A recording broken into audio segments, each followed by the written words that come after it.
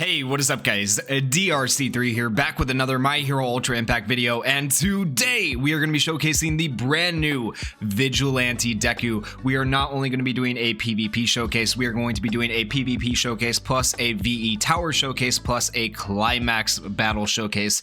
This character is good in all three things. I think he's really going to shine in Climax battle more than anything. He does decent in PvP, well, more than decent in PvP if you have the right team set up, and then for PvE though, VE Tower, he does kind of lack some usability just because he doesn't have an attack action skill. He has that one action skill that of course gives him Fajin, so he is usable in VE Tower, but I feel like it's still going to be a little bit hard to use him. He's going to be more of a character, like a specific scenario character, but I'll show you guys when we get to VE Tower. I already have done a little bit of testing. I'm excited to show you guys this PvP showcase as well as how he does in VE Tower as well as how he does in Climax battle. So let's hop into this match here. As we get into this, we have a lot of stuff to break down. We have a nice little dialogue here between Deku and Uraraka to start off with. Deku doesn't want to fight Uraraka. Uraraka's ready to take him down with gun-hand martial arts, so that's pretty cute. All right, we're going to go ahead and we are going to be using Deku's, I'm going to try to explain this as best I can, Fajin move, or his overwhelming strength in a third successfully executed skill chain. And so if you look at the bottom right now, we start off with one Fajin. You can look above his character, there's a little counter there. You get one Fajin from his auto skill every turn no matter what. Okay, so then we're going to go ahead and we're going to use red counter, then we're going to use the stereo speakers, and then we want to use overflowing strength in a third successfully executed skill chain, and I'll explain that here in a second. First, let's talk about what all this skill can do. So to start with, it increases character's critical hit rate by 25% for 4 turns. The reason we want to use the second action skill first is for this right here, because it increases our critical hit rate by 25%. If you don't know anything about stun, your chance to stun is increased if you hit a crit. And so we want to use this skill second because it has a medium chance of stunning the opponent for 2 turns. That medium chance actually becomes a high chance, basically, if you land a crit. And just to note, you do not have a medium chance on this action skill when you first pull the character. It's actually a low chance, so you need to invest in this character and get their character ability board up. Same thing for their plus ultra in order to get that medium chance to stun. So keep that in mind. My character right now is a board 10 level 100 Deku. So this isn't even as strong as he can get, but he's still going to put out ridiculous numbers at the end. When you guys see the number of damage that he does, it's actually a little bit insane. Okay, so back to the action skill we're going to be using for this turn. In addition to increasing crit rate, this also increases his plus ultra gauge by 20%, so he can have a turn 2 plus ultra, which is insane if you have the right EX auto skill on him that raises his plus ultra gauge or how fast it raises. And then character gains 2 Fajin no matter what. Now here's the important part. Character gains 3 Fajin when used in a successfully executed skill chain, increased effect relative to number of skill chains. Well, that means if you put him at the end of the skill chain, meaning Kirishima and Juro go first, that would put Deku at the third end of the successfully executed skill chain, so that will give him 9 Fajin, plus the 2 Fajin from the action skill that's guaranteed. That is 11 Fajin, plus the 1 Fajin that is guaranteed from his auto skill every turn. That puts you at 12 Fajin at the end of turn 1. Now the goal is obviously to get Deku to 30 Fajin for his plus ultra, so he just wrecks house, right? But there's another like halfway goal where you want to get to 15 Fajin. When you get to 15 Fajin, then you get Pierce and you get increased critical skill impact on his second action skill here by 40%, which is massive. So it's going to make this action skill hit like a truck. So eventually we're going to get him to 15 Fajin, and at the point where he gets to 15 Fajin, that is when he's going to be able to kill the enemy Kirishima and just kind of start one-shotting the enemy team. It does take a full rotation of 3 turns basically, so starting turn 4 is when we're really going to see Deku start to scale, which is one downside to him and one thing that makes him kind of not as like broken as he could be for PvP. But because Kirishima is a thing, it works out because Kirishima can keep him alive long enough for him to scale and do well. All right, so let's go ahead and we'll do overflowing strength at the end of the skill chain. I'm going to attempt not to miss my tap on Kirishima's counter, so I'm going to stop talking for a second and see if I can hit it, because I seem to always miss it when I'm talking and trying to hit the counter. And I still missed it even without talking. So instead of getting my 12 Fajin, I'm going to be getting, I believe it's like 10, maybe 11 Fajin. I think it's 10. the way it ends up working out in the end. We'll see right here what the counter is at after this turn. So our counter is at 10 Fajin, which is fine. That's not going to affect us that much as long as we still hit that skill chain. We do still have a plus ultra even with missing an action skill, so that's kind of crazy. But this skill now, Black Whip and Shoot Style, deals 425% damage to a single opponent, medium chance of stunning the opponent for 2 turns. I did say when you raise your crit rate, it increases your chance of stunning, which is true. But remember, we're going to be forced to hit Kirishima. Kirishima has stun resistance, so it really doesn't matter. We're not probably going to land the stun on him, so yeah, just keep that in mind. Until Kirishima's dead, Deku's stun is pretty much worthless, which is kind of sucks. But then after Kirishima's dead, he becomes like, the stun is super, super valuable, right? And then when character's Fajin is 10 or higher, which it is, it's 10, it increases character's critical hit rate by 35%, which we're going to do. And then when character's Fajin is 15 or higher, which is not right now, increases character's critical skill impact by 40%, and then character's Fajin is reduced by 3. So that's one downside. Your Fajin does get reduced by 3, but each time you land a critical hit, or every 2 critical hits, your Fajin increases by 3, I think it is, from his auto skill. So if we can land the crits here with his action skill and with his normal attack, then that kind of cancel each other out essentially. All right, so let's go ahead and use our action skills.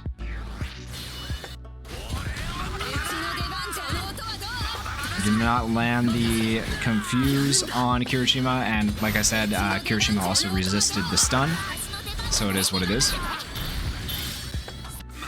And our Kirishima is just there to keep our Deku alive so he can scale, which he's doing a great job of doing. Alright, and now we can use our plus ultras, and if you look at Deku's Fajin, we do still have 11 Fajin. So the loss of 3 was canceled out by the gain of 3 from the criticals, and then we gained our 1 per turn, which is why we are now at 11 Fajin, is how that kind of worked itself out. Now we're going to go ahead and use our plus ultras. Our plus ultras are realistically not going to do anything because we don't have Pierce. If we had 15 Fajin, we would have Pierce from his auto skill, which would be really good. But the one thing that is good about doing Deku's plus ultra right now is when character's Fajin is 10 or higher, which it is, shortens character's action skill cooldown time by 2, which is going to make his action skills come back up on a normal turn rotation, which makes him actually very good. And then if we continue through the longest plus ultra in the game, when character's Fajin is 30 or higher, which is not right now, makes character ecstatic for 8 turns, which is insane, and increases power by 60% for 8 turns. Basically, when he hits 30 Fajin, he just becomes a broken character, one of the most broken characters in game, but it does take a minute to get there. When character's Fajin is 30 or higher, increases critical hit rate by 60%. When character's Fajin is 30 or higher, character's Fajin is reduced by 30, so you lose that.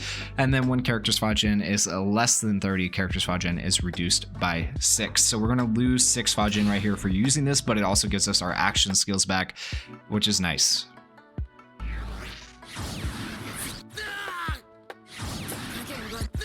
And we still haven't confused the enemy Kirishima, which sucks.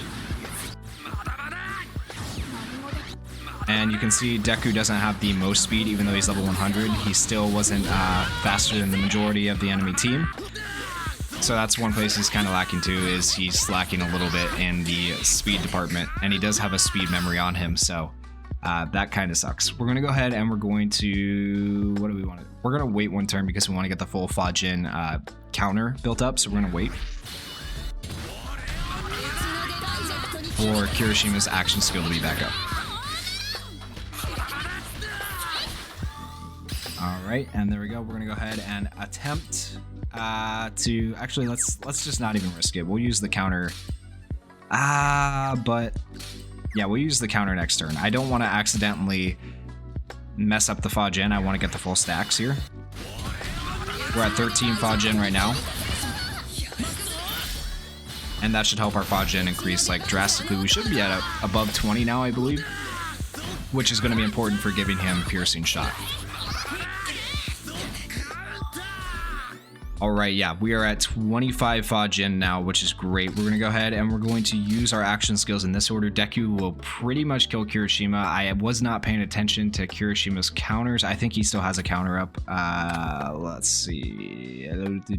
He does still have counter up. So even though Deku's probably going to hit him for 99,000 damage right here, Kirishima's not going to die because he does have the last stand from the counter. So just keep that in mind. We actually hit the tap that time. 85,000 from Deku, which is insane. That's a lot of damage.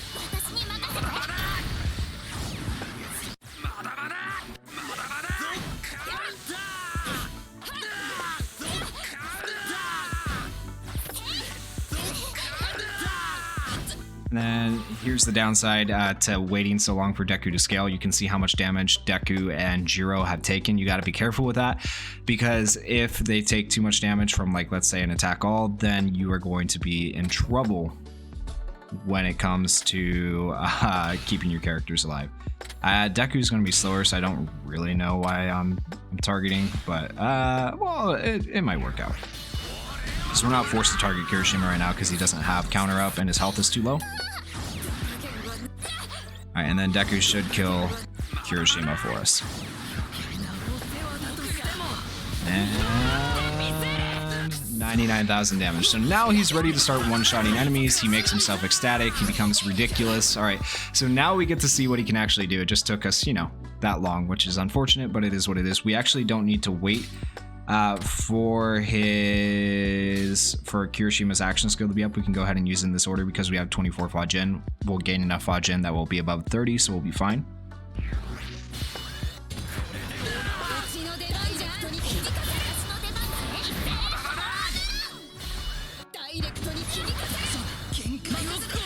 Alright, and we healed the Jiro right there, which will be helpful. Hopefully help us, yeah, keep our Deku alive. Jiro's getting a little bit low on health, but that's alright. We'll go ahead and we'll target Uraraka with these two, and then we're actually just going to target Ida with Deku and see if we can't kill Ida in one hit.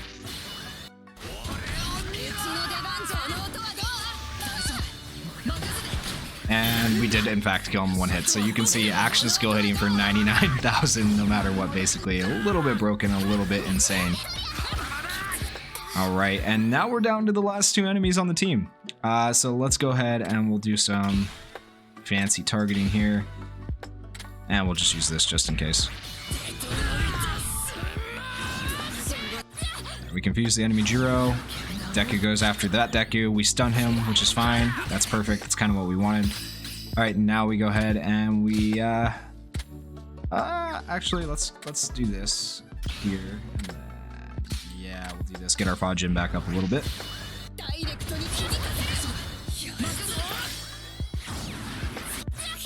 Kirishima kills right there, which is perfect.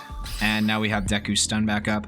We're actually just going to go ahead and use the action skills. We should be able to either confuse or stun him, hopefully. So now you're actually able to see the stun in full effect and how often it actually lands with the crit. Like, it's pretty much almost guaranteed, which is a little bit insane. And so that helps you get around the pesky, you know, fantasy Dekus that people always put at the end on their sub slots. And that should show you how good this Deku really is. He's good for the piercing shot at the beginning. It takes him a little bit to get there. He's also good for the stun at the end when you need to stun an enemy who could potentially one-shot your team, i.e. fantasy Deku. So overall in PvP, he's really, really good, but don't just take my word for it. Let me show you guys the numbers. So this is from our fight that we just did. I did do a couple trial recordings before this, and you see attack losses. Those aren't because I lost. It's because I, you know, misspoke or said something dumb or whatever, and I just, I had to stop the recording and restart it.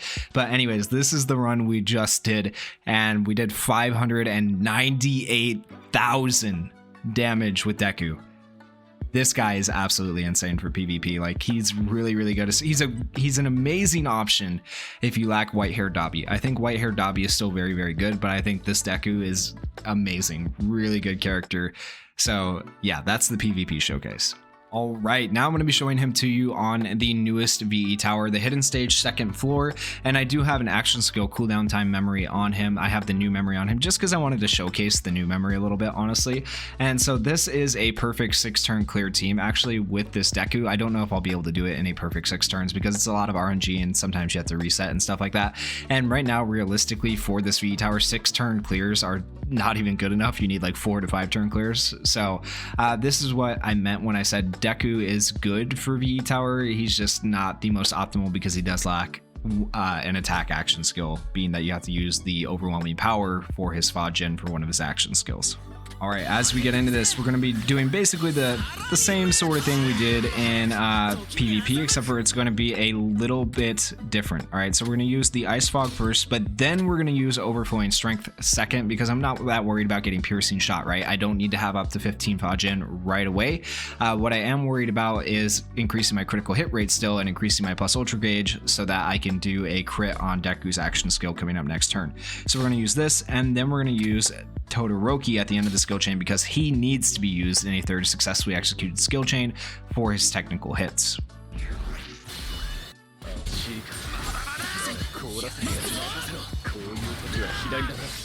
And I'm not counting crits or status elements. We'll just see how many we ended up getting at the end. We should be fine on status elements and crits realistically because we have the increased crit from Fantasy Todoroki. We have the status elements between all three of these characters. So what we're going to do next is we're going to do these two action skills and Todoroki's plus ultra.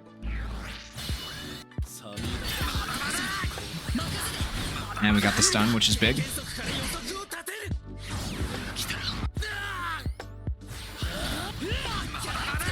And you can see just how many crits we're hitting. Deku's increased crit rate plus Todoroki's increased crit rate. It's a little bit insane. We're going to go ahead and use both of these plus ultras and use the Ice Fog. See, this is where the team is kind of doesn't make sense and it doesn't work out super well because I am using one action skill by itself without using it in a skill chain, which is, you know, like a big taboo in VE Tower. So just keep that in mind. All right, now we're going to go ahead and we're going to use both of these, I think is what we want to use. Yeah, we'll use these. Restart Fajin. Good thing we got a barrier. And you can see even at level 100, he is still not super tanky, so keep that in mind as well. He's a little bit squishy too. All right, we're going to go ahead and use the full action skills here. This will give all 3 plus ultras next turn if we need them. Got the stun off on Tetsu, which is big. As long as Mirio doesn't attack Deku here. Okay, perfect. Tetsu's still stunned, and we have our chance to use our plus ultras. He's dead, and then we're actually going to be lacking 1 plus ultra because we did too much damage too quickly. But other than that, it should be a perfect score. We'll see, though, right now what our score is. All right, so as you can see, 30 critical hits, 10 technical hits. Oh, we actually got all 5 plus ultra moves. I was wrong. We did not need all 3 there at the end. I counted wrong. So we actually got all 5 plus ultra moves. We got 8 status elements. We got 10 skill chain and 6 turns. That is a 6-turn perfect clear. So if you're someone who's like in the, you know, 500 place in VE Tower and you just pulled this Deku and you have these other 2 characters, this could honestly help you out with VE Tower, at least getting a decent score on 4-2. Like, this is a potential team you could use, and there you go. He is usable in VE Tower. He can be good in VE Tower. Is he the best? No, because it makes it hard to do a 4 to 5 turn clear, which is kind of like what is needed right now to do well in VE Tower. But a 6-turn clear, still respectable, and it's a perfect 6-turn clear. We got all the technical hits we needed. Deku can be very, very good for VE Tower. So I'm happy to say that so far, this is a character who's not only good in PvP, he's good in PvE, and he's also going to be good in Climax battle, which I'm about to show you guys. Previously, in the Gentle Criminal Climax battle, I used Mount Lady in place of Deku. I think Deku is going to be like far superior to Mount Lady because he just has so much more utility. He's going to do more damage with his guaranteed crits, his stuns, all the stuff that goes on with him. And he's going to have the time to scale as the battle goes on. So by the end of the battle, he's just going to be a monster. But like, don't take my word for it. Let me show you. All right, as we get into this, we do want to make sure we are using Deku at the end of a skill chain for Climax battle to get him his Fajin as quickly as possible. When it comes to VE Tower, we're limited on turns, so we're not as worried about the Fajin as we are just about using his utility. But right here, we want utility as well as Fajin. We have increased crit from Uraraka as well, so we have Deku's increased crit plus Uraraka's increased crit. This Deku just, you know, basically guaranteed crits. Let's take a look at his crit rate, since I haven't really shown you guys his critical hit rate up till now for PvP and PvE. All right, so critical hit rate up by 25%. That's his temporary critical hit rate up. And then he also has a critical hit rate up by 55% from Uraraka being on the team. So pretty good amount of crit going on for Deku right here. We'll go ahead and use, well, we don't need to use our plus ultras here, right? Look at how much it's going to do a phase shift. Let's actually, yeah, let's do this. We're not going to use the plus ultra yet. We missed the stun there, but we got the stun with our Uraka, so it worked out. Okay, perfect. And a 2-turn, Uraka stuns for 1 turn, a 2-turn stun is kind of ridiculous. I'm interested to know how that works out at a phase shift, but maybe we'll see. Deku should hit a crit here, 44,000 and a stun. Nice. So he's stunned for 2 turns, which is massive in a Climax battle. If you've ever done Climax battle, having a Climax battle character stun for 2 turns is a little bit insane. It's a little bit broken. Go ahead and we'll use this. Yeah, we'll do it this way.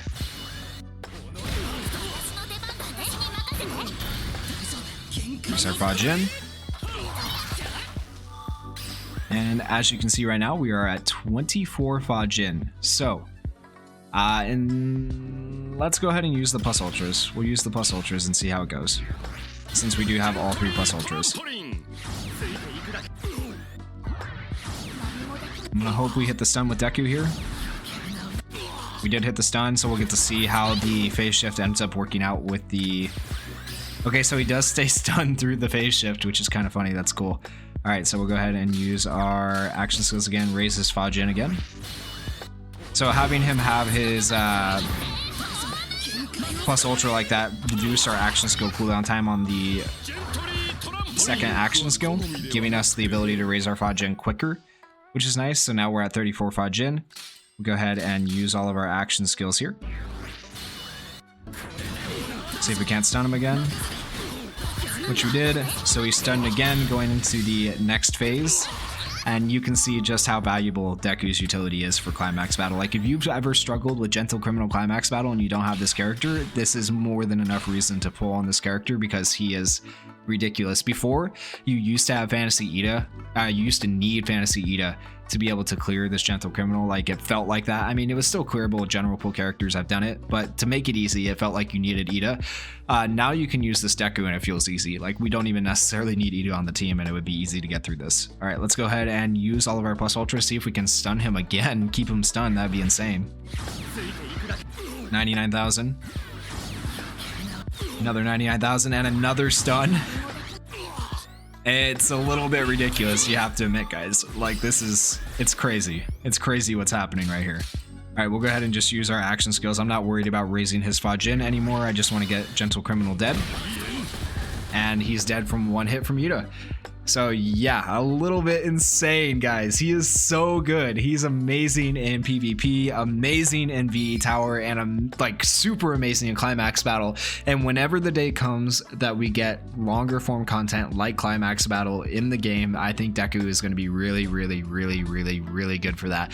Anyways, guys, that is the showcase. If you guys enjoyed the video, please go down there, hit that like button, hit that subscribe button if you're not already subscribed. Leave me some comments about what you think about him, or teams that you might be running them on for PvP, VE Tower, stuff like that. You know, share your wealth of knowledge, and thank you guys for watching. Peace.